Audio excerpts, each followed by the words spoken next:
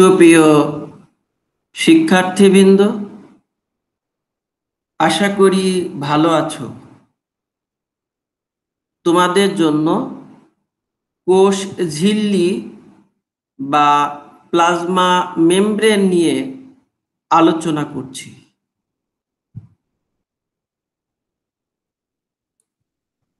আলোচনায় তোমরা যা জানতে পারবে: 1. কোষ ঝিল্লি বা প্লাজমা পর্দার সংজ্ঞা।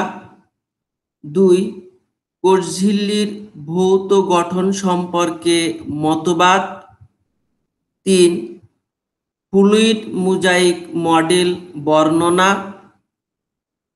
4. কোষ ঝিল্লির রাসায়নিক গঠন। 5. কোষ ঝিল্লির রূপান্তর। 6.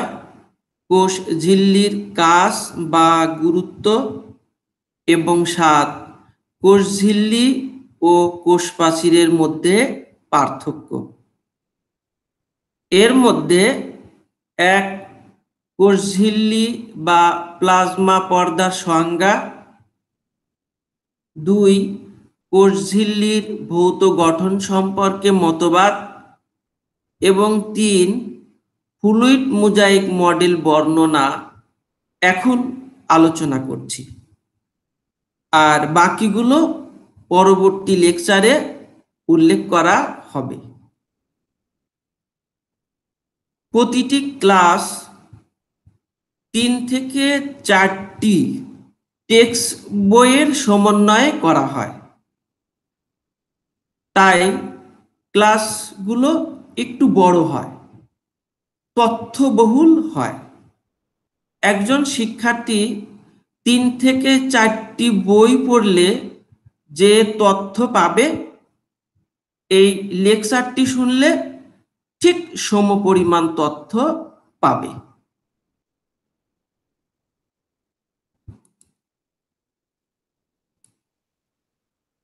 কোষ ঝিল্লি বা প্লাজমা মেমব্রেন কাকে বলে?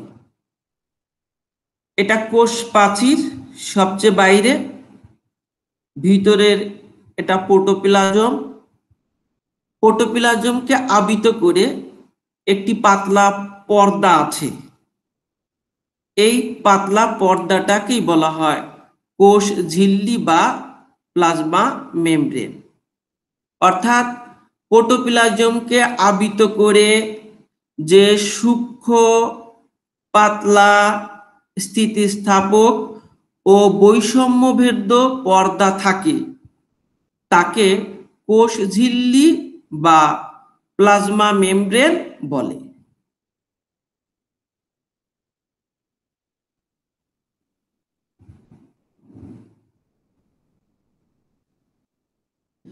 কোষ ঝিল্লি লিপিড ও প্রোটিন বা লিপোপ্রোটিন দ্বারা গঠিত।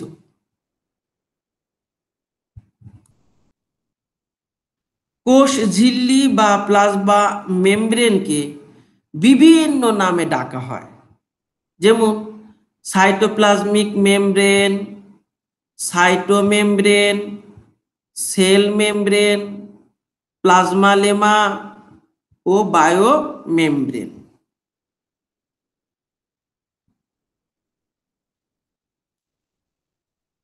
কোষ ঝিল্লি উদ্ভিদ ও প্রাণী উভয় দেহে থাকে, অর্থাৎ সকল জীবকোষে থাকে বলে একে বায়োমেমব্রেন বলা হয়।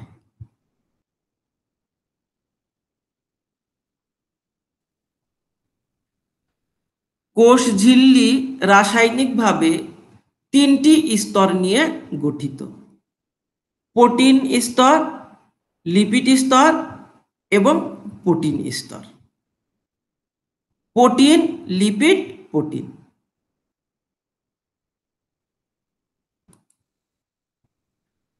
1855 সালে বিজ্ঞানী কার্ল নাগেলি সর্বপ্রথম প্লাজমা মেমব্রেন বা কোষ ঝিল্লির নামকরণ করেন।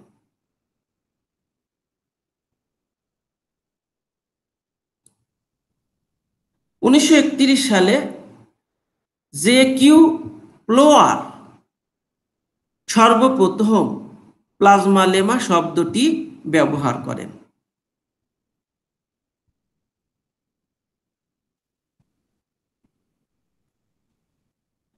প্লাজমা মেমব্রেনের ভৌত গঠন। প্লাজমা মেমব্রেন বা কোষ ঝিল্লির ভৌত গঠন সম্পর্কে কয়েকটি মতবাদ আছে। মতবাদগুলো হলো: এক, lipid membrane model, Gorter and Grendel 1925 সালে প্রবর্তন করেন। 2, স্যান্ডউইচ মডেল, ড্যানিয়েলি ও ডেভিডসন 1935 সালে প্রস্তাব করেন। 3, মাইসেলার মডেল, হিলার ও হফম্যান 1953 সালে এই মডেলটি উপস্থাপন করেন। একক পর্দা হাইপোথিসিস বা ইউনিট মেমব্রেন মতবাদ, এটি রবার্টসন 1959 সালে উল্লেখ করেন। 5, বেনসন মডেল, বিজ্ঞানী বেনসন এটি 1966 সালে প্রকাশ করেন। 6, লেনার্ড ও সিঙ্গার মডেল, বিজ্ঞানী লেনার্ড ও সিঙ্গার 1966 সালে উপস্থাপন করেন। 7, প্রোটিন ক্রিস্টাল মডেল, বিজ্ঞানী ভেন্ডারকপ এবং গ্রিন 1970 সালে এই মডেলটি উল্লেখ করেন। 8, ফ্লুইড মোজাইক মডেল, বিজ্ঞানী সিঙ্গার ও নিকলসন 1972 সালে এই মডেলটি উল্লেখ করেন। এদের মধ্যে 3, স্যান্ডউইচ মডেল, 4, একক পর্দা হাইপোথিসিস এবং 8, ফ্লুইড মোজাইক মডেল নিয়ে আলোচনা। এর মধ্যে স্যান্ডউইচ ও একক পর্দা হাইপোথিসিস নিয়ে ছোট আলোচনা, আর ফ্লুইড মোজাইক মডেল নিয়ে বিস্তারিত আলোচনা।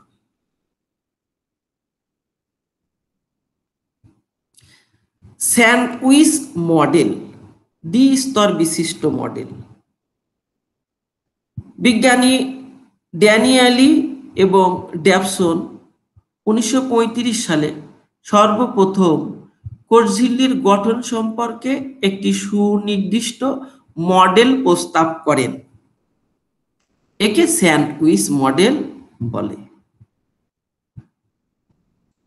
স্যান্ডউইচ মডেল অনুসারে কোষ ঝিল্লি 2 স্তর বিশিষ্ট। এই হলো একটা স্তর, আর নিচের দিকে এটা আর একটা স্তর। প্রতিটি স্তরে প্রোটিন ও লিপিড উপস্তর থাকে। এই স্তরে প্রোটিন উপস্তর এবং লিপিড উপস্তর আছে। নিচের স্তরটিতে প্রোটিন উপস্তর এবং লিপিড উপস্তর আছে। অর্থাৎ কোষ ঝিল্লির উপরে এবং নিচের স্তরে প্রোটিন থাকে আর মাঝখানে লিপিড থাকে।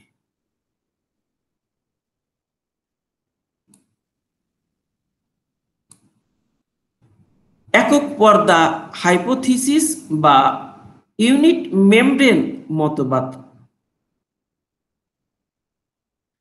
1959 সালে বিজ্ঞানী রবার্টসন ইউনিট মেমব্রেন মডেল বা একক পর্দা হাইপোথিসিস মতবাদটি উল্লেখ করেন। এই মতবাদ অনুসারে কোষ ঝিল্লির 3টি স্তর থাকে।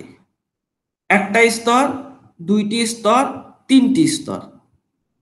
স্তর 3টিকে একসাথে বলা হয় ইউনিট। কোষ ঝিল্লির স্থানে স্থানে প্রোটিন থাকে। প্রোটিন সহ ফসফোলিপিড বাইলেয়ারকে ইউনিট মেমব্রেন বলা হয়।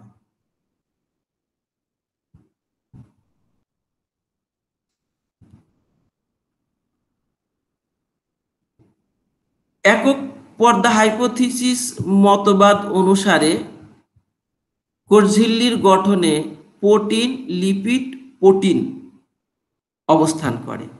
এর মোট পুরুত্ব হলো ৭৫ অ্যাংস্ট্রম। এর মধ্যে বাইরে দিকে উপরে এবং নিচে প্রোটিন থাকে। উপরের দিকের প্রোটিনের পুরুত্ব ২০ অ্যাংস্ট্রম এবং নিচের দিকের প্রোটিনের পুরুত্ব ২০ অ্যাংস্ট্রম, মোট ৪০ অ্যাংস্ট্রম। আর ভিতরে থাকে লিপিড, লিপিডের পুরুত্ব ৩৫ অ্যাংস্ট্রম। মোট পুরুত্ব হলো ৭৫ অ্যাংস্ট্রম।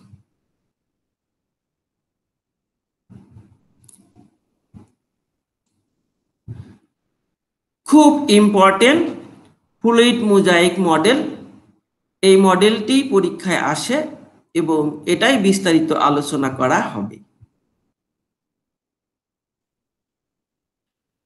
১৯৭২ সালে বিজ্ঞানী সিঙ্গার ও নিকলসন কোষ ঝিল্লির গঠন সম্পর্কে সর্বজন স্বীকৃত যে মডেল প্রস্তাব করেন তাকে ফ্লুইড মোজাইক মডেল বলে।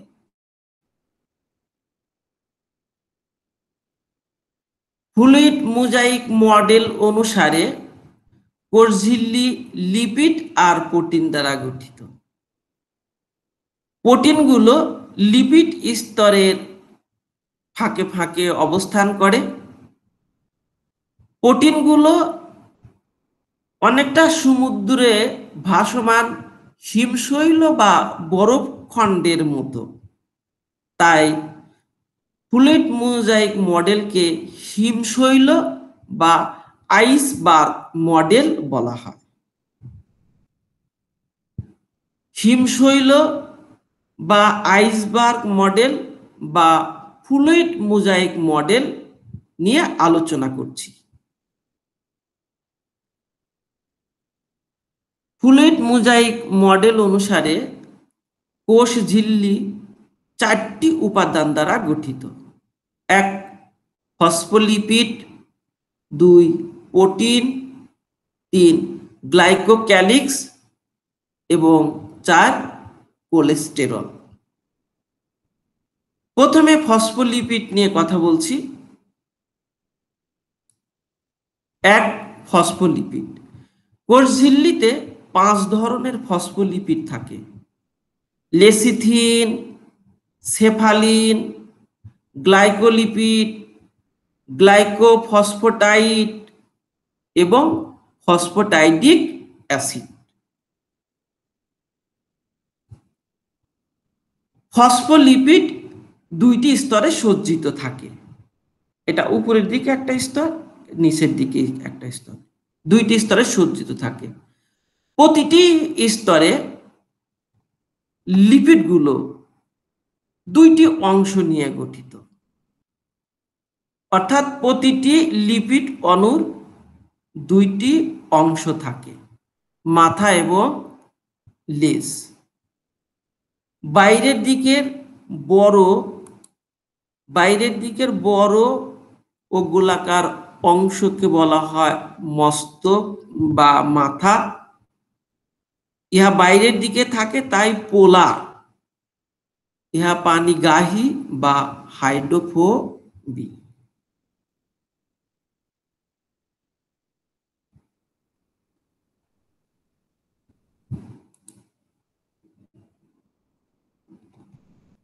মস্তকের সাথে সূক্ষ্ম তন্তুর মতো যে ২টি অংশ থাকে তাকে লেজ বলে। তন্তুর মতো ২টি অংশকে বলা হয় লেজ। ইহা ফ্যাটি অ্যাসিড দ্বারা গঠিত। লেজ নন পোলার, অর্থাৎ ভিতরের দিকে থাকে এবং পানি বিদ্বেষী বা হাইড্রোফোবিক।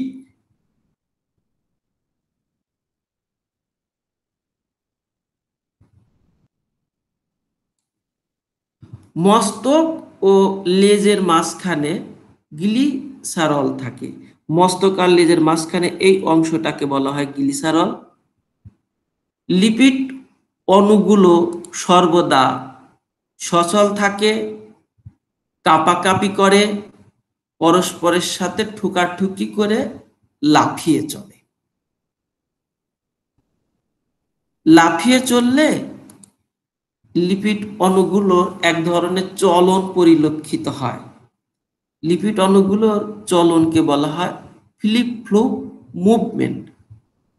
ফ্লিপ ফ্লপ চলনের কারণে স্তর দুটির মধ্যে স্থান পরিবর্তন হয়, তখন কোষ ঝিল্লিকে তরল পদার্থের মতো মনে হয়।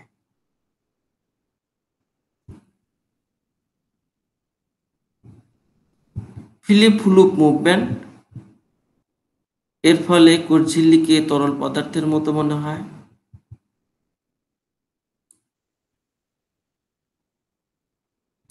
2, প্রোটিন।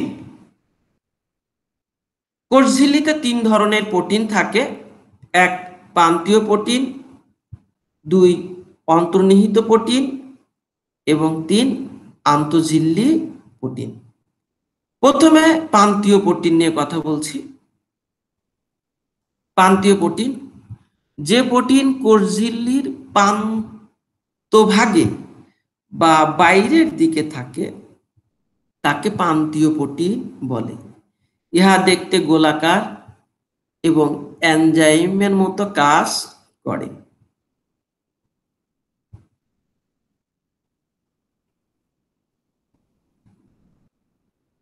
2, অন্তর্নিহিত প্রোটিন। এই প্রোটিনটি লিপিড স্তরের ভিতরে অন্তর্নিহিত অবস্থায় আছে। যে প্রোটিন লিপিড স্তরের ভিতরে অন্তর্নিহিত অবস্থায় থাকে তাকে অন্তর্নিহিত প্রোটিন বলে। ইহা দেখতে গোলাকার বা ডিম্বাকার। ইহা বাহক হিসাবে কাজ করে এবং প্রয়োজনীয় পদার্থের আদান প্রদান ঘটায়।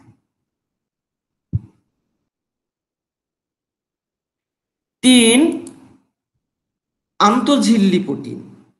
আন্তঃঝিল্লি প্রোটিন বলতে এক প্রান্ত থেকে আরেক প্রান্ত বোঝায়। যে প্রোটিন, এই প্রোটিন কোষ ঝিল্লির এই প্রান্ত থেকে ঠিক অপর প্রান্ত পর্যন্ত বিস্তৃত, এই জন্য এদেরকে বলা আন্তঃঝিল্লি প্রোটিন। অর্থাৎ যে প্রোটিন লিপিড স্তরের এক প্রান্ত থেকে অন্য প্রান্ত পর্যন্ত বিস্তৃত থাকে তাকে বলা হয় আন্তঃঝিল্লি প্রোটিন। 3 ধরনের প্রোটিনের মধ্যে ইহা সবচেয়ে বড় প্রোটিন। আন্তঃঝিল্লি প্রোটিন এটিপি থেকে শক্তি নিয়ে নিজের গঠনের পরিবর্তন ঘটায়, ফলে এর ভিতরে একটি ছিদ্র তৈরি হয়। এই যে ছিদ্রটা তৈরি হয়, ছিদ্র তৈরি হয়, এই ছিদ্রর মধ্য দিয়ে প্রয়োজনীয় পদার্থ চলাচল করে।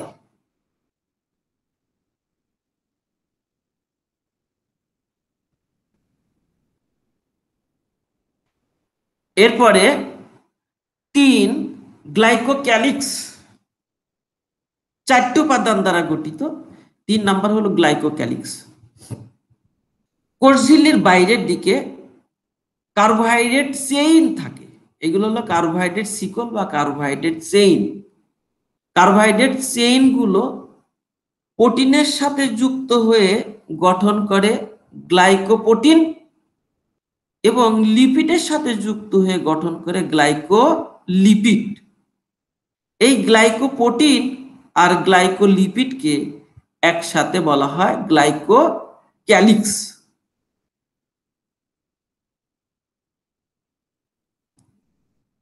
গ্লাইকোক্যালিক্স হলো কোষের চিহ্নিত কারক হিসেবে কাজ করে, অর্থাৎ রিকগনাইজার হিসেবে কাজ করে। ইহা প্রয়োজনীয় পদার্থ চলাচলে সহায়তা করে শুধু। এরপর 4 নম্বরে কোলেস্টেরল। লিপিড স্তরের ফাঁকে ফাঁকে এই যে দেখো কোলেস্টেরল থাকে। লিপিড স্তরের ফাঁকে ফাঁকে এই কোলেস্টেরল গুলো থাকে। কোলেস্টেরল গুলো অনিয়মিতভাবে সজ্জিত থাকে। কোলেস্টেরল প্রাণী কোষে বেশি থাকে আর উদ্ভিদ কোষে কম থাকে। কোলেস্টেরল দুই ধরনের হয়, লো ডেনসিটি লিপোপ্রোটিন এবং হাই ডেনসিটি লিপোপ্রোটিন।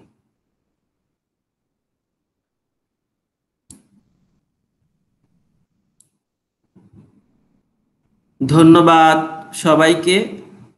ভালো থাকবে, সুস্থ থাকবে এবং নিরাপদে থাকবে। আল্লাহ হাফিজ।